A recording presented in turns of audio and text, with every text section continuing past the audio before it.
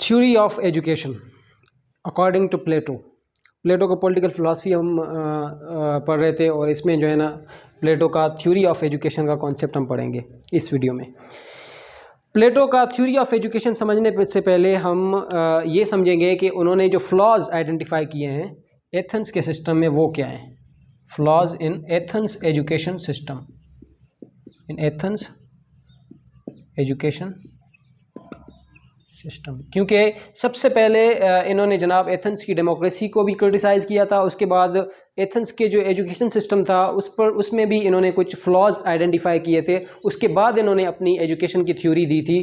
तो फ्लॉज को सबसे पहले पढ़ेंगे, फिर जो है ना जो स्पार्टा में जो एजुकेशन सिस्टम था उसको एथेंस के साथ इन्होंने कंपैरिजन किया था। स्पार्टा और एथेंस के एजुकेशन सिस्टम को कंपैरिजन करके फिर उन्होंने अपनी एक थ्योरी दी थी एजुकेशन की, उसको हम आखिर में जो है ना डिस्कस करेंगे। सबसे पहले फ्लॉज इन्होंने क्या आइडेंटिफाई किए थे जनाब। नंबर 1 सॉफिस्ट। इन्होंने कहा था कि जनाब जो एथेंस का एजुकेशन सिस्टम है वो सॉफिस्ट है, ठीक है। Sophist in terms of it is actually to gain power. इस तरह का सिस्टम है जिसमें इनका पर्पस क्या है कि पावर को गेन करना, या फिर to gain money, to gain money. तो हमें ऑब्वियसली अपेरेंटली ये किस तरह का सिस्टम लग रहा है जिसमें हम यूं कह लें कि इकोनॉमिक पर्पस को फुलफिल करने के लिए,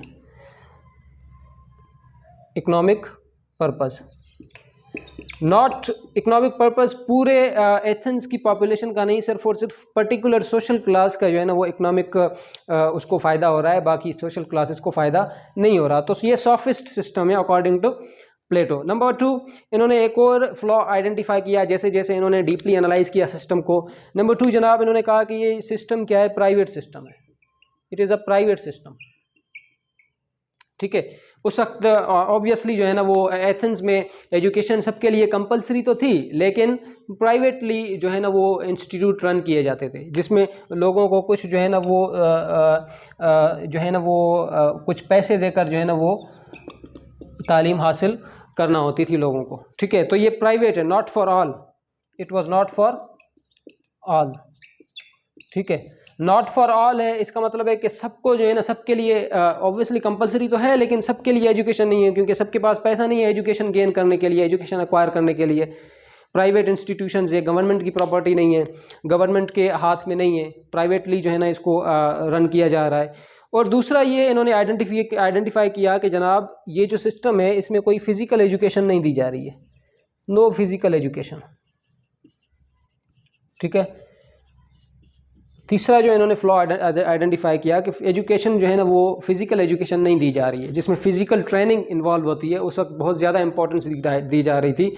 इन्होंने स्पार्टा के सिस्टम को जब स्टडी किया था, स्पार्टा जो है वो फ़िज़िकल एजुकेशन पर बहुत ज़्यादा जो है वो फोकस कर रहे थे, बहुत ज़्यादा कंसनट्रेट कर रहे थे, लेकिन ये इन्होंने चीज़ जो है ना एथेंस में देखी कि ये बिल्कुल मिस आउट कर रही है स्पार्टा के सिस्टम में, ठीक है। चौथा जो पॉइंट है जनाब, मैं इसको कर दूँ फिर मैं लिख देता हूँ। Point number 4 is related to women's education. No participation of women in education. वो कह रहे हैं कि सोसाइटी का बहुत बड़ा एक पोर्शन जो है ना वो वुमेन कंप्राइज करती है, और वुमेन को जो है वो जो डिज़ायर्ड एजुकेशन है वो एजुकेशन नहीं दी जा रही है, वो वुमेन की कोई भी पार्टिसिपेशन नहीं है एजुकेशन सिस्टम में, ठीक है। तो ये 4-5 जो है ना ये 4 फ्लॉज इन्होंने आइडेंटिफाई किए हैं किस सिस्टम में, एथेंस के सिस्टम में, ठीक है। फ्लॉज आइडेंटिफाई करने के बाद इन्होंने हमें ये बताया कि जनाब एथेंस के फ्लॉज को आइडेंटिफाई करने के बाद इन्होंने एथेंस के सिस्टम, एजुकेशन सिस्टम और स्पार्टा के एजुकेशन सिस्टम को आपस में कंपेयर करके फिर उन्होंने बाद में इन्होंने अपना एक कॉन्सेप्ट दिया था। इन्होंने कंपेयर किस तरह से किया कि जनाब इन्होंने कहा कि देखें एथेंस के सिस्टम में जो है वो लॉजिक और रीज़न पढ़ाई जा रही है, लॉजिक और रीजनिंग जो है इस सिस्टम में लॉजिक और रीजनिंग पर बहुत ज़्यादा फोकस किया जा रहा है, ठीक है। अब इन कंटेक्स्ट ऑफ स्पार्टा इसमें जो है ना फिज़िकल एजुकेशन पर ज़्यादा फोकस किया जा रहा है, ठीक है, फिज़िकल एजुकेशन। ये इन्होंने इस सिस्टम को देखा था, एनालाइज किया था, ऑब्जर्व किया था और बाद में जो है ना इन्होंने पॉइंट दिए थे। एथेंस के सिस्टम में लॉजिक और रीजनिंग पढ़ाई जा रही है, इस पे ज़्यादा फोकस किया जा रहा है, और स्पार्टा के सिस्टम में जनाब फिजिकल और ट्रेनिंग जो है ना वो ट्रेनिंग जो है ना दी जा रही है लोगों को in terms in context of education. फिर उन्होंने कहा कि जनाब ये जो सिस्टम है it is in private hands, ये प्राइवेट हैंड्स में है, ठीक है, ये सिस्टम सबके लिए नहीं है, नॉट फॉर ऑल, क्योंकि जाहिर है जब प्राइवेटली जो है ना वो इसको रन किया जाएगा, प्राइवेट लोगों के हाथ में दिया जाएगा, तो इसका मतलब है कि सबके पास वो रिसोर्सेज नहीं होंगी इस प्रिविलेज को एंजॉय करने के लिए, ठीक है। लेकिन ये सिस्टम है ऐसा है कि ये स्टेट स्पॉन्सर्ड जो है ना सिस्टम है, it is a state sponsored, completely state sponsored system. क्यों है? क्योंकि इसमें जो है ना स्टेट ही स्पॉन्सर करती थी, स्टेट अपनी रिस्पॉन्सिबिलिटी समझती थी लोगों को एजुकेट करना, ठीक है। पॉइंट नंबर 3 जनाब, वुमेन जो है वो नेगलेक्ट की जाती थी, वुमेन वर नेगलेक्टेड, ठीक है। इस एजुकेशन सिस्टम में वुमेन की कोई पार्टिसिपेशन नहीं है एथेंस के एजुकेशन सिस्टम में। अभी देखें in comparison to Athens system, इसमें वुमेन को जो है ना वो मिलिट्री एजुकेशन दी जा रही थी, मिलिट्री एजुकेशन टू वुमेन। किस सिस्टम में? स्पार्टा के सिस्टम में। देखिए किस तरह से ये एनालाइज कर रहे हैं एजुकेशन सिस्टम को, और बाद में ये ब्यूटीफुली जो है ना अपना कॉन्सेप्ट दे रहे होते हैं। मिलिट्री एजुकेशन जो है वुमेन को दी जा रही है इस सिस्टम में टू वुमेन, ठीक है जनाब।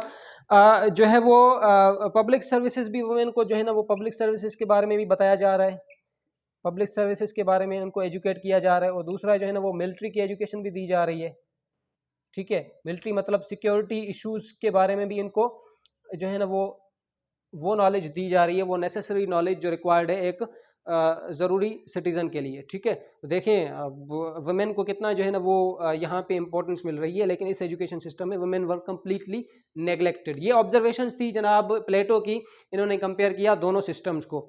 अब हम देखेंगे कि अब हम जनाब देखेंगे प्लेटो का अपना कॉन्सेप्ट क्या है एजुकेशन सिस्टम के बारे में, उनके फीचर्स क्या हैं एजुकेशन सिस्टम के बारे में, जो उन्होंने हमें कॉन्सेप्ट दिया है, उन्होंने जो हमें थ्योरी दी है जनाब। इसने जो है ना वो बहुत ही जो है ना क्लेवरली इन दोनों सिस्टम्स को, स्पार्टा के सिस्टम और जो इसका अपना एथेंस का सिस्टम था, ऑब्जर्व किया, कंपेयर किया दोनों सिस्टम्स को। दोनों सिस्टम के जो मेरिट्स हैं, जो अच्छी चीज़ें हैं, उन्होंने अडॉप्ट कर ली अपने सिस्टम में। इन दोनों को कंबाइन किया और जो इनके मेरिट्स हैं उन्होंने अडॉप्ट किया। कौन कौन से पॉइंट्स इन्होंने अडॉप्ट किए? सबसे पहले इनको सबसे बेहतरीन चीज़ क्या लगी कि जनाब स्टेट स्पॉन्सर्ड सिस्टम होना चाहिए, ठीक है। स्टेट स्पॉन्सर्ड एथेंस में नहीं था, लेकिन स्पार्टा में था। जो स्पार्टा से इन्होंने ये चीज़ सीखी, ऑब्जर्व की, देखी और इन्होंने अपने सिस्टम में इंट्रोड्यूस कराई कि जनाब स्टेट स्पॉन्सर्ड होना चाहिए एजुकेशन सिस्टम, जिसमें जो है ना वो मनी और फाइनेंसिंग की जाए, लोगों को पैसा दिया जाए ताकि वो ज़रूरी एजुकेशन हासिल करें, और लोगों को फाइनेंस किया जाए तो वो एजुकेशन जो है ना एक्वायर कर सकें, ठीक है। दूसरा इन्होंने ये बताया कि जनाब एजुकेशन जो है वो यूनिवर्सल होनी चाहिए, यूनिवर्सल कैरिकुलम होना चाहिए, यूनिवर्सल कैरिकुलम, ठीक है। एक ही कैरिकुलम होना चाहिए जो कि पूरी स्टेट जो है ना वो फॉलो करेगी, एक ही सिलेबस होना चाहिए जो कि पूरी स्टेट को फॉलो करना है, ठीक है। अब तीसरा एजुकेशन जिसमें इन्होंने ये कहा कि जनाब primary education compulsory for all, primary education it should be compulsory for all, और ये स्टेट की रिस्पॉन्सिबिलिटी होगी कि जनाब प्राइमरी एजुकेशन सबको दी जाएगी, और स्टेट जो है वो इस चीज़ के लिए रिस्पॉन्सिबल होगी, स्टेट। और बाद में हम ये भी देखेंगे कि पेरेंट्स भी जो है ना वो किसी न किसी तरह इस चीज़ में इन्वॉल्व हैं। फिर जो है जनाब इन्होंने एक चीज़ स्पार्टा से दूसरी सीखी थी। स्पार्टा को जब वो उन्होंने ऑब्जर्व किया था एजुकेशन सिस्टम को कि जनाब वुमेन को अपॉर्चुनिटी दी जाएगी, for women will be educated, उनको भी इक्वल अपॉर्चुनिटी दी जाएगी, इक्वल जो है ना मौके फराहम किए जाएंगे एजुकेशन के लिए जो एक मैन को किए जाते हैं, इक्वल अपॉर्चुनिटी, ठीक है। अगर यहाँ पे ये कहूँ कि प्लेटो जो है वो फर्स्ट फेमिनिस्ट थे तो ये गलत बात नहीं होगी, क्योंकि सबसे पहले जो वुमेन राइट्स की बात की है, सबसे पहले जो हाईलाइट किया है वुमेन्स को राइट को, वुमेन्स का राइट टू एजुकेशन वो सबसे पहले किसने हाईलाइट किया है जनाब? प्लेटो ने। तो प्लेटो जो है वो फर्स्ट फेमिनिस्ट भी है यहाँ पर, ठीक है। फर्स्ट फेमिनिस्ट जो है वो प्लेटो को क्यों कहते हैं? क्योंकि जो इन्होंने एजुकेशन सिस्टम इंट्रोड्यूस किया था उसमें इन्होंने ये कहा था कि राइट टू एजुकेशन सबके लिए इक्वल होना चाहिए, वुमेन के लिए भी होना चाहिए और मेन के लिए भी होना चाहिए। जो आप मेन को एजुकेशन देते हैं वही आप वुमेन को देंगे, क्योंकि they are also essential segment of the society, ठीक है।